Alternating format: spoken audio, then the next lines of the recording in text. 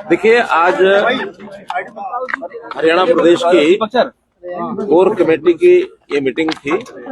Core committee की meeting का एक नियम है, लगभग 1.5-2 महीने बाद जो प्रमुख नेता है प्रदेश के वो सब मिलते हैं और उसमें जो पिछला अभी तक का प्रदेश के अंदर जो कार्यक्रम चल रहे हैं, जो योजनाएं चल रही हैं, उस पर भी चर्चा होती है, आगामी विषयों पर भी चर्चा होती है। कोई कोर कमेटी में निर्णय नहीं होते हैं और न ही निर्णय करने का कोई कोर कमेटी को अधिकार होता है।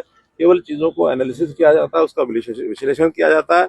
हाँ, इस बार चूंकि बजट अब आने वाला है तो मुख्यमंत्री जी ने बताया है कि बहुत से वर्गों से, बहुत से स्थानों पर जाकर बजट के संबंध में कुछ बातचीत आई है, सुझाव आया है। कोर कमेटी के सदस्यों को भी कहा गया है कि उनके भी कुछ सुझाव होंगे तो वो बताएंगे।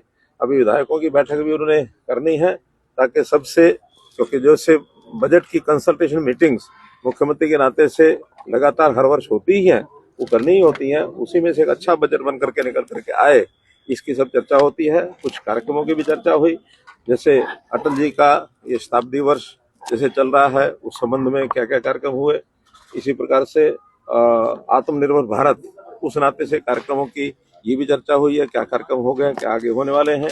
12 जनवरी को जो इस समय वर्तमान में राष्ट्रीय अध्यक्ष जो हमारे बने हैं, कार्यकारी राष्ट्रीय अध्यक्ष नितिन नवीन जी, उनका एक दिन का दौरा गुरुग्राम में है। उस कार्यक्रम का अच्छा प्रभावी ढंग से वो कार्यक्रम हो जाए, उसकी भी चर्चा हुई है। तो ऐसे सब कार्यक्रमों की चर्चा होती है और आगामी भी इस प्रकार के जो काम और रह गए हैं, बाकी होने वाले हैं, सब लोग उसको ठीक से कराएं। कहीं कहीं चुनाव का जैसे विषय, 3 कारपोरेशन के चुनाव आने वाले हैं, कभी भी घोषित हो सकते हैं, जिसमें सोनीपत है, अंबाला है और पंचकुला है। तीनों कारपोरेशन के चुनाव, क्योंकि उनका कार्यकाल पूरा हो चुका है, उस चुनाव की तैयारी के नाते से भी यहाँ जिम्मेवारी लगा दी जाएगी। प्रदेश अध्यक्ष हमारे उनकी जिम्मेवारियां लगाएंगे ताकि उसको आगे बढ़ा करके काम को चलाएं। सर, वीपी जी राम जी को लेकर लगातार विपक्ष अभी भी निशाना साध रहा है, क्या लगता है क्यों आखिरकार उनको समझने उनको सही नहीं लग रहा अभी तक, ये क्यों वो नहीं इसको एक्सेप्ट कर पा रहे? देखिए, जिस किसी के पास मुद्दे नहीं होते तो ऐसे ही अंधेरे में तीर चलाने का विपक्ष का एक स्वभाव रहा है। बल्कि बहुत सी चीजें ऐसी जो उनके समय की योजनाएं थी उसमें और अच्छी जोड़ करके पीपी जी राम जी का ये जो कार्यक्रम बनाया गया है, इसमें बहुत से नए पहलू जोड़े गए हैं। जैसे उसके अंदर एक तो 100 दिन की बजाय 125 दिन का एक उनको अवसर मिलेगा, सभी ऐसे वर्ग के लोगों को जिनको रजिस्टर किया है, जिनको मजदूरी, जिनको दूसरा, ये सारे काम अब ग्राम सभा में तय होंगे, जो पहले किसी भी लेवल पर तय हो जाते थे और उनको काम मिलता था, नहीं मिलता था, वो अपने अपने तरीके से चाहते लोगों को काम देते रहे होंगे। लेकिन अब सब चीज ऑनलाइन होगी और ऑनलाइन में सब लोगों को जो रजिस्टर्ड है उनको काम मिलेगा। तीसरा, इसमें एक समय किसानों के लिए ये तय करेगी, जो भी प्रदेश है वो नोटिफाई करेगा कि ये 60 दिन ऐसे हैं जिसमें इसका आधार पर काम जो है नहीं ना दे करके किसानों के लिए मजदूर उपलब्ध रहे, उनका काम पूरा हो सके। ये भी एक बहुत बड़ा काम दिया गया है और इसी में 60% अब केंद्र का योगदान होगा, 40% प्रदेशों का योगदान होगा। उसमें प्रदेश थोड़ा और अच्छे प्रकार से उसको मॉनिटर कर सकेंगे, ठीक प्रकार से काम कर सकेंगे, उनका भी उसमें भागीदारी रहेगी। सर, विपक्ष यही कह रहा है कि 40% तो आप लोगों ने स्टेट पे डाल दिया और सेंटर ने अपना बोझ कम कर लिया, इसलिए मजदूरों का नुकसान होगा। देखिए, इसमें अगर स्टेट ने 40% का योगदान यहाँ करना है और केंद्र यहाँ कुछ कम करेगा, केंद्र और योजनाओं पर देगा। केंद्र की ओर से दिया जाने वाला पैसा ये तय होता है कि हर प्रदेश को कितना पैसा देना है, वो एक स्कीम में दे अथवा दूसरी स्कीम में दे, उसमें कोई अंतर नहीं है। क्योंकि जितना भी केंद्र का अपनी आय होती है, इनकम होती है, जो रेवेन्यू आता है, उस रेवेन्यू का एक पोर्शन हर एक स्टेट को दिया जाता है, वो फिक्स है। अगर यहाँ कम किया है तो कहीं और बढ़ाएंगे, उतना पैसा उनको मिलेगा ही।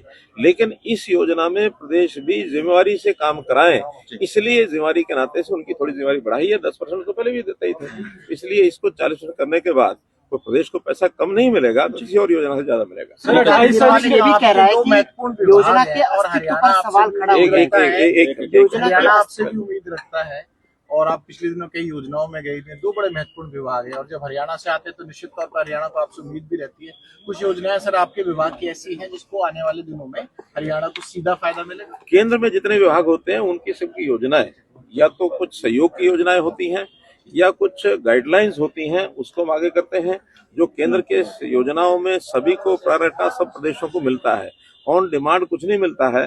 किसी प्रदेश की कोई डिमांड होती है तो अगले बजट में रखी जाती है। आज हम भी अपने नए बजट केंद्र सरकार में, चाहे हमारा पावर डिपार्टमेंट हो अथवा महुआ डिपार्टमेंट यानी अर्बन डेवलपमेंट का हो, उसमें नई योजनाएं सारी केंद्र के बजट के अंदर शामिल करने के लिए हमने अपनी ओर से सुझाव दिए हैं। तो योजनाएं शामिल होकर के आएंगे, उनको सबका लाभ मिलेगा।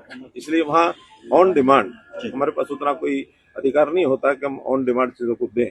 नए प्रकल्प कुछ केंद्र के ऐसे विभाग हैं जो सैंक्शन करते हैं, कहीं कहीं करने होते हैं, वो उसमें कोई पावर का कोई ऐसा काम नहीं है, ना कोई महुआ का ऐसा काम है कि कोई बड़ा प्रोजेक्ट किसी जगह हम ले जाके और स्थापित करें। पावर सबको पूरी मिले। भारतवर्ष में अब कोई प्रदेश ऐसा नहीं जिसके पास पावर की कमी हो, बल्कि इस समय भारत जो है डेफिसिट भी नहीं रहा, सफिशिएंट के अलावा पावर सरप्लस हो गया। और सरप्लस के नाते हम अपने देश से पावर जितनी ज्यादा बनती है, आवश्यकता कम होती है, उसको एक्सपोर्ट करना हमने शुरू किया है। हमने इसको नेपाल में पावर देनी शुरू कर दी है, भूटान को दिया है, बांग्लादेश को दी है, आगे श्रीलंका भी हमसे पावर मांग रहे हैं, और एक रास्ता हम यूएई और दुबई उसके लिए भी खोल रहे हैं, ताकि हमारी पावर की आवश्यकता कहीं हो, अथवा कभी उधर पावर ज्यादा हमको एक समय के हिसाब से आवश्यकता हो, क्योंकि सौर ऊर्जा ये अलग अलग समय में अलग अलग देशों में होती है, सूर्य के हिसाब से होती है। जब सूर्य हमारे यहाँ यानी चमक रहा है और उसका समय है और दुबई में नहीं है तो हम देंगे, दुबई में सूर्य है हमारे यहाँ छुप गया तो और उनसे भी लेंगे, तो बार्टर सिस्टम भी होता है। इसलिए पावर में हम सेल्फ सफिशिएंट हैं। जहां तक शहरी विभागों की योजनाएं हैं, वो सब योजनाएं भी सब अच्छे प्रकार से हरियाणा में चल रही है, कहीं कोई दिक्कत नहीं है। चाहे वो मकानों की बात है, PMAY है, और मेट्रो की भी जहां जहां से डिमांड आती है हम उसको पूरा करते हैं। अभी मेट्रो की एक लाइन कुंडली तक हमने की है, अब इसी प्रकार से पलवल तक वो योजना बनने वाली है। RRTS जो है गुरुग्राम से होकर के और बावल तक वो सैंक्शन हो गई है, करनाल तक सैंक्शन हो गई है। हमारे जितने भी कार्यक्रम है वो सब अच्छे प्रकार से चल रहे हैं। ठीक है सर।